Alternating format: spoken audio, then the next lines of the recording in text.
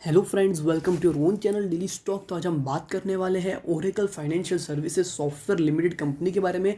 उस कंपनी के फंडामेंटल्स के बारे में जानेंगे कि आपको अभी भी इस कंपनी के अंदर निवेश करना चाहिए या नहीं करना चाहिए। यह एक आईटी सर्विस कंपनी है जिसकी जो पेरेंट कंपनी है वो है ओरेकल कॉरपोरेशन और इसका जो मेन हेडक्वार्टर है वो है मुंबई में और ये कंपनी फाउंड हुई थी 1998 में।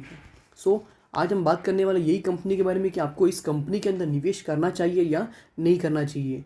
वीडियो चालू करने से पहले मैं आपको याद दिला दूं कि अगर अभी तक आपने हमारे चैनल डेली स्टॉक को आपने सब्सक्राइब नहीं किया हो तो चैनल को ज़रूर सब्सक्राइब कर दीजिएगा, ताकि हम आपके सामने हर दिन एक अच्छी से अच्छी कंपनी का शेयर एनालिसिस ला सके। उसके साथ साथ में मार्केट रिलेटेड कोई भी अपडेटेड न्यूज़ होगी तो वो हम आपको ज़रूर बताएंगे। Let's begin. तो सबसे पहले जो Oracle financial service software limited company है वो एक आईटी सॉल्यूशन कंपनी है।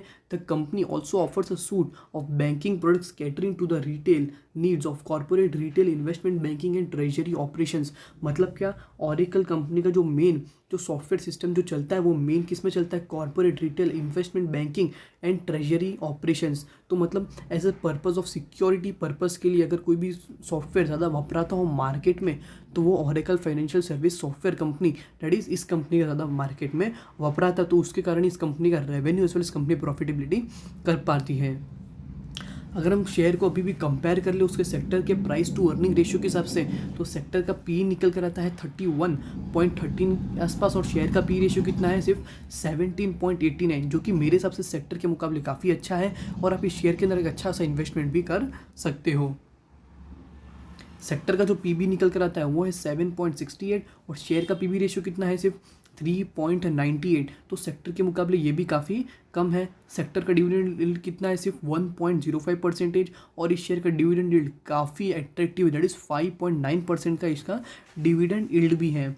ऑल्दो ये मिड कैप स्टॉक है जिसका जो मार्केट कैपिटलाइजेशन है वो है 26,241 का मार्केट कैप है और उसका स्टॉक रैंकिंग है 152 पे। और 20 दिन की एवरेज डिलीवरी की अगर मैं बात करूँ तो वो है 31,926 शेयर की इसमें डिलीवरी भी उठी है और बीटा है इसका 0.58, जो कि आपको बताता है कि शेयर इतना ज़्यादा रिस्की नहीं है। अगर शेयर मार्केट 1% का अपवर्ड मूवमेंट देता है तो इस शेयर के अंदर आपको लगभग 0.58% का अपवर्ड मूवमेंट देखने को मिल सकता है।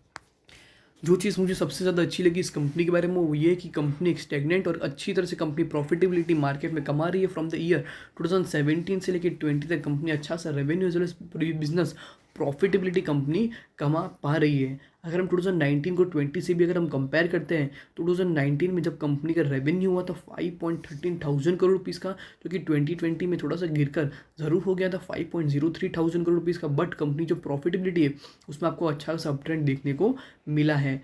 दैट इज़ 2019 में कंपनी की प्रॉफिटेबिलिटी थी 1.38 थाउजेंड करोड़ रुपीज़, जो कि 2020 में बढ़कर हो चुकी थी 1.46 थाउजेंड करोड़ रुपीज़।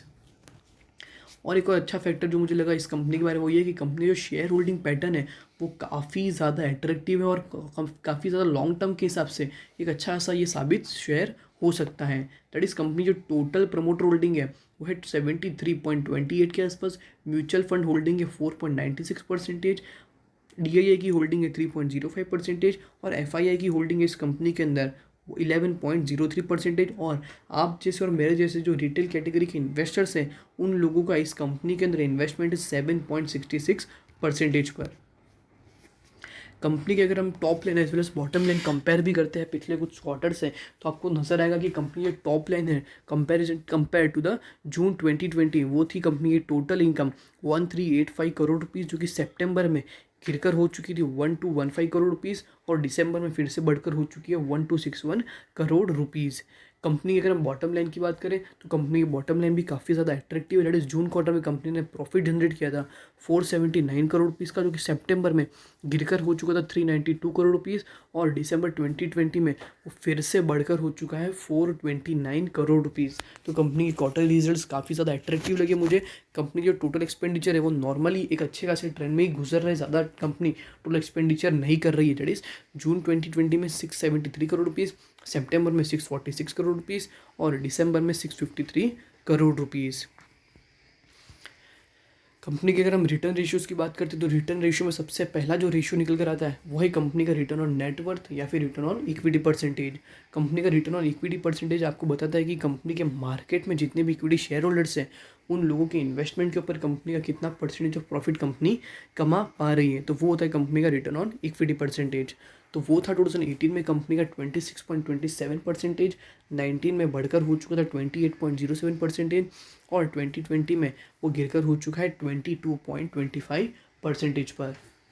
ROC की अगर हम बात करें, debt is return on capital employed deducting its interest as well as the tax. तो कंपनी का जो रॉ कैपिटल बचता है उस कैपिटल के ऊपर कंपनी का कितना प्रॉफिट होता है, तो वो भी एक अच्छा खासा इंडिकेशन होता है इस कंपनी में इन्वेस्टमेंट करने के लिए, जो कि 2018 में था कंपनी का 38.04%, 19 में बढ़कर हो चुका था 44.71% और अभी फिर से गिरकर हो चुका है 32.5% पर। रिटर्न ऑन एसेट परसेंटेज की बात करते हैं तो कंपनी का ROA, जो कि कंपनी के मार्केट में जितने भी एसेट्स हैं उन एसेट के ऊपर कंपनी का जो भी प्रॉफिट निकल कर आता है ऑन एन ईयरली बेसिस, वो होता है कंपनी का रिटर्न ऑन एसेट परसेंटेज। तो वो था कंपनी का 2018 में 20.84%, 19 में 22.6% और 2020 में गिरकर हो चुका है 18.22%। एक और अच्छी बात ये है कि इस कंपनी के बारे में कि कंपनी एक debt free company, debt is आपको देखने को मिल ही रहा है, डेट टू इक्विटी रेशियो आपको हर साल 0.00 दिखने को मिल रहा है, जो कि मेरे हिसाब से बहुत ही अच्छा एडिशन है इस कंपनी के बारे में। डेट फ्री कंपनी, आप इसमें अच्छा सा इन्वेस्टमेंट करके एक आप अच्छे खासे रिटर्न के लिए लॉन्ग टर्म के लिए आप ज़रूर रख सकते हो। क्लियर इंटरेस्ट कवरेज रेशियोज भी इसका अगर हम देखते हैं, क्योंकि कंपनी की करंट ईयर में जो भी करंट इंटरेस्ट पेमेंट होती है उसके हिसाब से कंपनी की जो भी अर्निंग हुई होती है तो उसको क्या कैपेसिटी उसको पे करने की, वो आपको बता है कंपनी का इंटरेस्ट कवरेज रेशियो परसेंटेज, जो कि मार्च 2020 में है वो 48.55% पर। हालांकि यह शेयर का अगर हम 5 ईयर हाई भी देखें तो वो है 4658.39 रुपीज़। अभी भी यह शेयर आपको ऑलमोस्ट 1600 रुपीज़ डिस्काउंटेड प्राइस पे, उसके जो 5 ईयर का जो हाई है उससे आपको अभी भी डिस्काउंटेड प्राइस पे आपको देखने को मिल रहा है। और करंटली शेयर 3049.35 रुपीज़ के आसपास ट्रेड हो रहा है। अगर आपको इस शेयर के अंदर अगर 2900 या फिर 2950 के आसपास अगर आपको ये शेयर मिल जाए, तब आप इस शेयर के अंदर इन्वेस्टमेंट स्टार्ट कर सकते हो। ऑल्दो इस कंपनी के अंदर आपको इन्वेस्टमेंट करना है या नहीं करना है वो पूरा आपके ऊपर डिपेंड होगा कि आपको Oracle financial service software limited company के अंदर निवेश करना है या नहीं करना है। ऑल्दो इस कंपनी के अंदर आपको इन्वेस्टमेंट करने के लिए बहुत सारे अच्छे खासे अपॉर्चुनिटीज़ भी मिल रही है। डिविडेंड इस कंपनी का काफ़ी ज़्यादा अच्छा है, सेक्टर के मुकाबले से भी काफ़ी शेयर अच्छा है, और कंपनी जो प्रमोटर होल्डिंग है वो भी काफ़ी ज़्यादा अच्छी है compare to the other IT stocks. So as a purpose of long term stock आप इस शेयर को होल्ड कर सकते हो for a long period of time, because company का डिविडेंड काफ़ी अच्छा है, आपको अच्छे खासे रिटर्न ज़रूर ये शेयर देकर जाएगा। सो होप करता हूँ कि आपको Oracle financial services software limited company का जो शेयर एनालिसिस हमने किया वो आपको अच्छे समझ गया हो।